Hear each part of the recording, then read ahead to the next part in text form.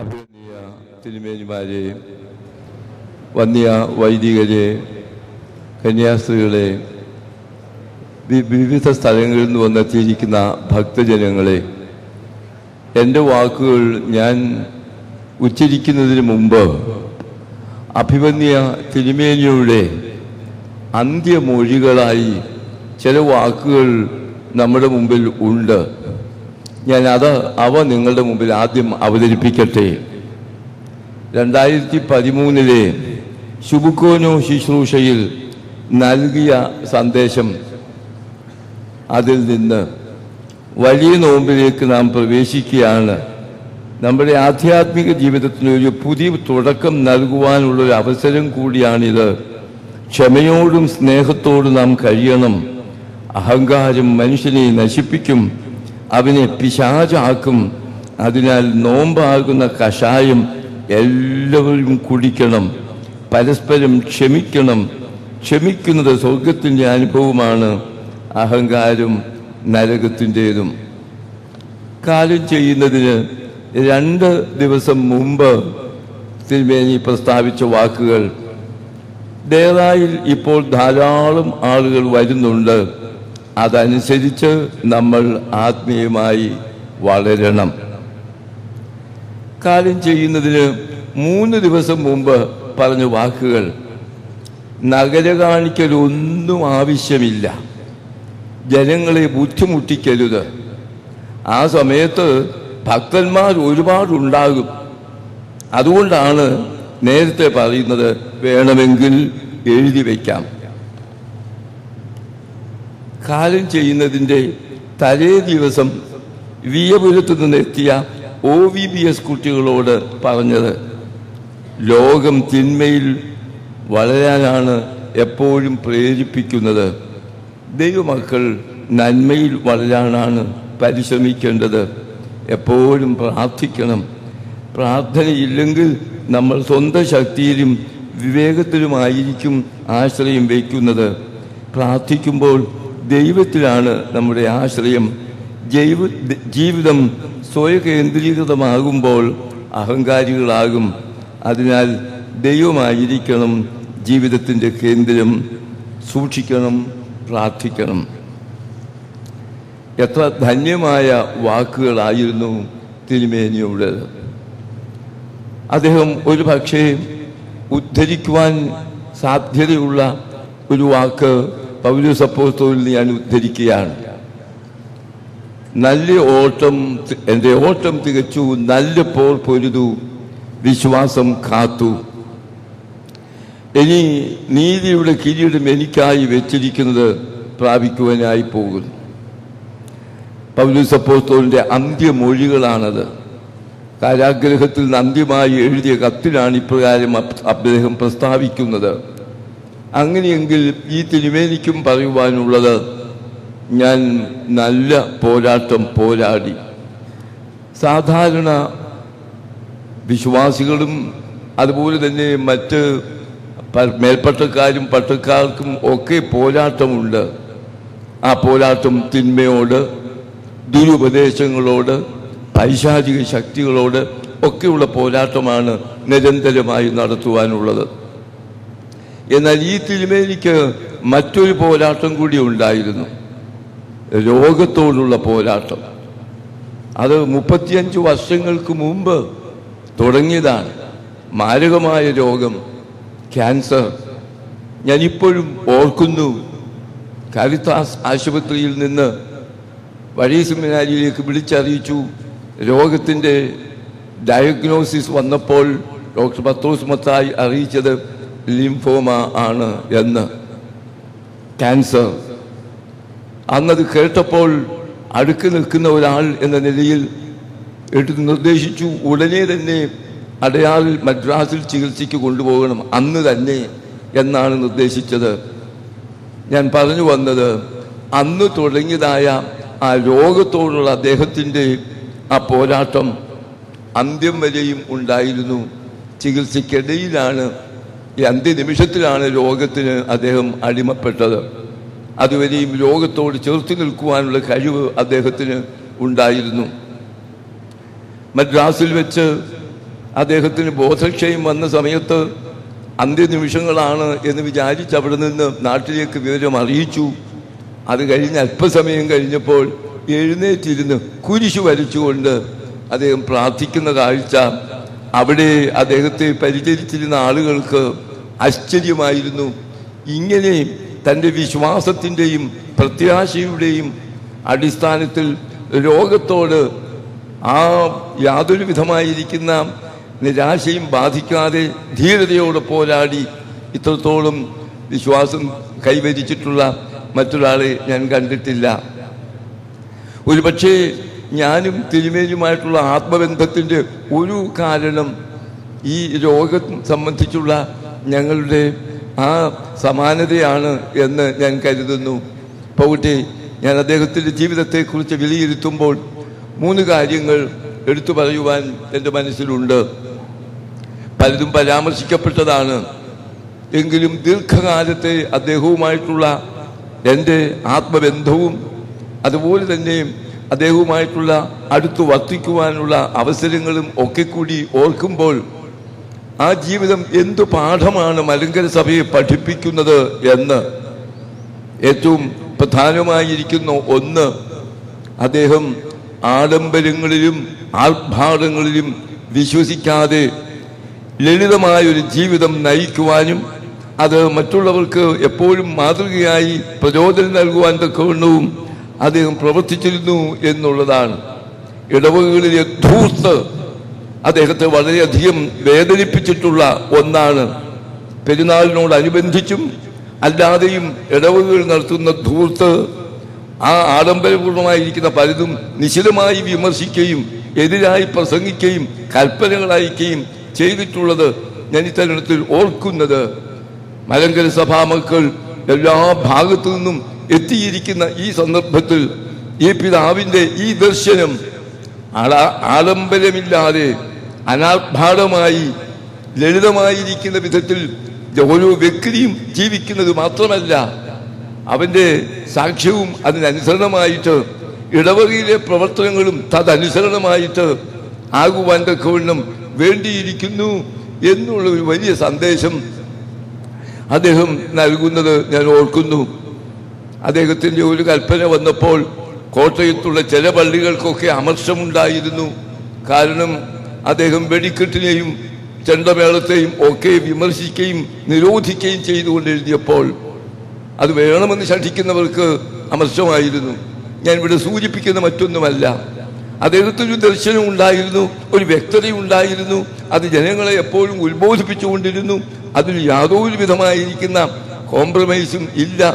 അത്തരത്തിലുള്ള ഉന്നതമായ ഒരു ആദർശം ഉയർത്തിപ്പിടിച്ചുകൊണ്ട് സ്വജീവിതത്തിൽ ഇത്രയധികം ലാളിത്യത്തിൻ്റെ പര്യായമായി കാണുവാൻ തക്കവണ്ണം ആദ്യകാലത്ത് വന്ന് താമസിച്ചിരുന്ന കെട്ടിടം ഇന്നിവിടെ വന്നിട്ടുള്ളവർക്ക് ഒരു നോക്ക് കണ്ടിട്ട് പോകണം. ഏറെക്കാലം ഒരു പർണശാലയിൽ എന്ന പോലെ അദ്ദേഹത്തിൻ്റെ എത്ര പരിമിതമായ സാഹചര്യങ്ങൾ മാത്രമുള്ള ഒരു സ്ഥലത്ത് ഏറെക്കാലം കഴിഞ്ഞിട്ടാണ് ഇപ്പോഴത്തെ ഈ കെട്ടിടങ്ങളൊക്കെ ഉണ്ടായത്. അതുകൊണ്ട് ഭൗതികമായ നേട്ടങ്ങളും മറ്റുമൊക്കെയും വരുമ്പോൾ ലാളിത്യത്തിനും അതുപോലെ തന്നെ ജീവിതത്തിൻ്റെ അനാർഭാടമായിരിക്കുന്ന ഒരു ജീവിത ശൈലിക്കും അദ്ദേഹം എപ്പോഴും വില കൽപ്പിച്ചിരുന്നു. രണ്ടാമത്, പൗരസ്ത്യ ഓർത്തഡോക്സ് സഭയ്ക്ക് ലോകത്ത് നൽകുവാനുള്ള വലിയ ഒരു സംഭാവന എന്ന് പറയുന്നത് ആധ്യാത്മികത, സ്പിരിച്വാലിറ്റി.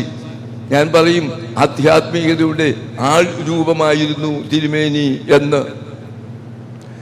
അത് അദ്ദേഹത്തിൻ്റെ ജീവിതത്തിൽ ഉണ്ടായിരുന്നു. സെമിനാരിയിൽ ക്ലാസ്സുകൾ എടുക്കുമ്പോഴും അച്ഛന്മാർക്ക് ക്ലാസ്സുകൾ എടുക്കുമ്പോഴും എല്ലാം മുഖ്യമായ ഒരു വിഷയം തിരുമേനിക്ക് ഉണ്ടായിരുന്നത് സ്പിരിച്വാലിറ്റി, ആധ്യാത്മികത.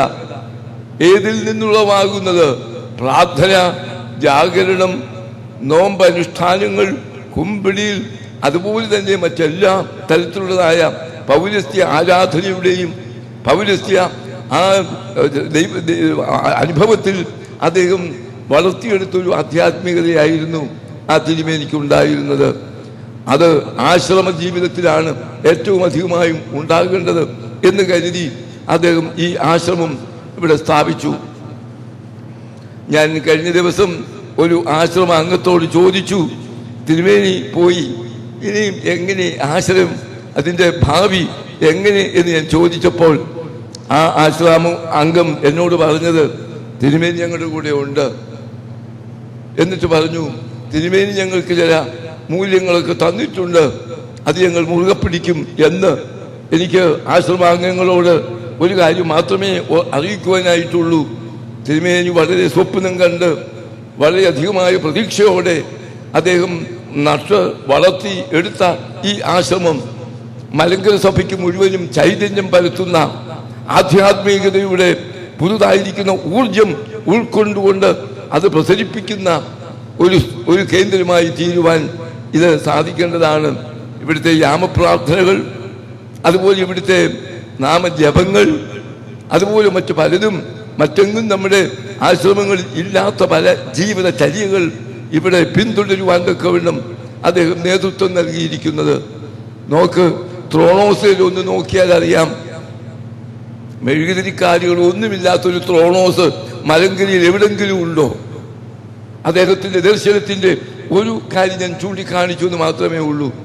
അങ്ങനെ പൗരസ്ത്യമായിരിക്കുന്ന ആ വേദശാസ്ത്രത്തിന്റെ അടിസ്ഥാനത്തിലും ആധ്യാത്മികതയുടെ ആ ഒരു അടിസ്ഥാനത്തിലും സഭാമക്കൾ വളരുവാൻ ആഗ്രഹിച്ച് അവർക്ക് പ്രചോദനവും പ്രേരണയും നൽകുന്ന കേന്ദ്രമായി ഈ ആശ്രമം തീരുവാൻ അദ്ദേഹം ആഗ്രഹിച്ചു.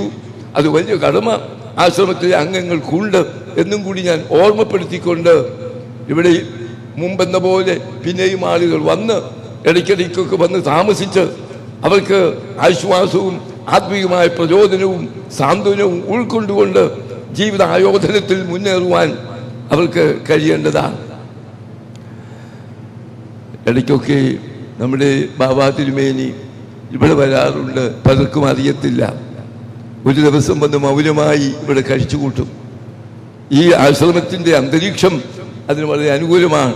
ജീവിതത്തിൻ്റെ സഭയുടെ സങ്കീർണമായ പ്രശ്നങ്ങളും അതുപോലെ തന്നെ മറ്റു വലുതുമൊക്കെയും അലട്ടുമ്പോൾ ഇവിടെ വന്ന് ഈ ആശ്രമത്തിൽ വന്ന് ഒരു ദിവസം ശാന്തമായി മൗനമായി ദൈവത്തോട് സംസർഗം ചെയ്ത് ഈ പിതാവിൻ്റെ സാന്നിധ്യത്തിൽ സംസർഗത്തിൽ അങ്ങനെ കഴിഞ്ഞുകൂടുന്നത് അദ്ദേഹത്തിന് പ്രചോദനം നൽകിക്കൊണ്ടിരുന്ന ഒന്നാണ് എന്ന് ഞാൻ ഈ സമയത്ത് ഇവിടെ അനുസ്മരിക്കട്ടെ. അതുകൊണ്ട് ഈ ആശ്രമത്തിൻ്റെ ആധ്യാത്മികതയുടെ ഒരു ഉറവിടമായി ഇത് നിലനിൽക്കുവാൻ തക്കവണ്ണമുള്ള ഉത്തരവാദിത്വം സഭയ്ക്ക് മുഴുവനായിട്ടുണ്ട്. അതിൻ്റെ അംഗങ്ങൾക്ക് അത് പ്രത്യേകമായി ഞാൻ ഓർമ്മപ്പെടുത്തുന്നു. മൂന്നാമത് ഒരു കാര്യം കൂടി, അത് നമ്മുടെ കർത്താവിൻ്റെ വാക്കുകളാണ്. വാങ്ങുന്നതിനേക്കാൾ കൊടുക്കുന്നത് ഭാഗ്യം എന്ന് കർത്താവ് താൻ അരുളി ചെയ്ത വചനം ഇത്ര അധികം പാലിച്ചിട്ടുള്ള വ്യക്തികളെ ഞാൻ കണ്ടിട്ടില്ല. ഔദാര്യത്തിൻ്റെ കേദാരമായിരുന്നു അദ്ദേഹം. ഞാൻ ഓർക്കുന്നു, ഒരു പള്ളിയിൽ ചെന്നപ്പോൾ 10,000 രൂപ അദ്ദേഹത്തിന് അവിടുത്തെ പരിപാടി കഴിഞ്ഞപ്പോൾ സംഭാവന കൊടുത്തു. അതിനുശേഷമായി പ്രായമുള്ള രോഗിയായിരിക്കുന്ന ഒരു വൈദികനെ കണ്ടപ്പോൾ ആ കവറെടുത്ത് അതേപടി അദ്ദേഹത്തിന് കൊടുക്കുകയായിരുന്നു. മറ്റൊരവസരത്തിൽ ഞാനും കൂടിയുണ്ട്. മറ്റൊരാൾക്ക് ആ പള്ളിയിൽ നിന്ന് കിട്ടിയ അന്ന് ഞാനാണ് കൊടുത്തത് 4,000 രൂപ. നോക്കാതെ മറ്റൊരു രോഗിയുടെ അടുക്കൽ ചെന്നപ്പോൾ അതേപടി കൊടുത്തിട്ടിങ്ങി പോരുകയായിരുന്നു. ഇങ്ങനെ എത്രയെത്രയോ സംഭവങ്ങൾ ഉദ്ധരിക്കുവാനായിട്ടുണ്ട്. കാരണം അദ്ദേഹത്തിന് ലഭിച്ചു. അത് വാങ്ങുന്നതിനേക്കാൾ കൊടുക്കുന്നത് ഭാഗ്യം എന്ന് കർത്താവിൻ്റെ വാക്കുകൾ പാലിച്ചുകൊണ്ട് ഇത്രയധികം ഔദാര്യം ചെയ്തിട്ടുള്ള വ്യക്തി മലങ്കര സഭയിൽ വേറെ ഉണ്ടോ എന്ന് എനിക്ക് സന്ദേഹമാണ്. പലപ്പോഴും കടമെടുത്തും അങ്ങനെ കൊടുക്കുന്ന ആ ഒരു വിധത്തിൽ ചിലരൊക്കെ അദ്ദേഹത്തെ പലപ്പോഴും വഞ്ചിച്ചിട്ടുണ്ട്. പക്ഷെ ഒന്നും കണക്കാക്കാതെ ഈ ഒരു വലിയ മൂല്യം ക്രിസ്ത്യൻ ജീവിതത്തിൽ ക്രിസ്ത്യൻ ഗിവിങ് എന്നുള്ളത് എന്താണെന്നും, അത് പണം മാത്രമല്ല സ്നേഹവും അദ്ദേഹം കൊടുത്തിരുന്നു എന്നുള്ളതാണ്. ആ ആർദ്രത, ആ സ്നേഹ ഹൃദയത്തിന് 2 ഗുണങ്ങൾ ഞാൻ കണ്ടിട്ടുണ്ട്. ഈ വാനിയോസ്തിരിമയുടെ ഹൃദയത്തിൻ്റെ 2 പ്രത്യേകത. ഒന്ന് നൈർമല്യം, നിർമ്മല ഹൃദയം. 2 ആർദ്ര ഹൃദയം. മറ്റുള്ളവരുടെ വേദനയിൽ ആർദ്രവാനായിത്തീരുന്ന ഒരാൾ എത്രയോ പേർക്ക് സാക്ഷിക്കുവാനുണ്ട്. എൻ്റെ രോഗക്കിടക്കയിൽ എന്നെ വന്ന് സന്ദർശിച്ച് സാന്ത്വനപ്പെടുത്തി എന്ന്, എനിക്ക് സഹായത്തിൻ്റെ കരം നീട്ടിത്തന്ന് എന്നെ ആശ്വസിപ്പിച്ചു എന്ന് എത്രയോ പേർക്ക് സാക്ഷിക്കുവാനുണ്ട്. ഇന്ന് നഷ്ടപ്പെട്ടിരിക്കുന്നത് ഈ ആർദ്രഹൃദയമാണ്. ആർദ്രത നമുക്കുണ്ട്, പ്രസ്ഥാനം, അതിൻ്റെ തിരുമേനി എൻ്റെ മുമ്പിൽ ഇരിപ്പുണ്ട്.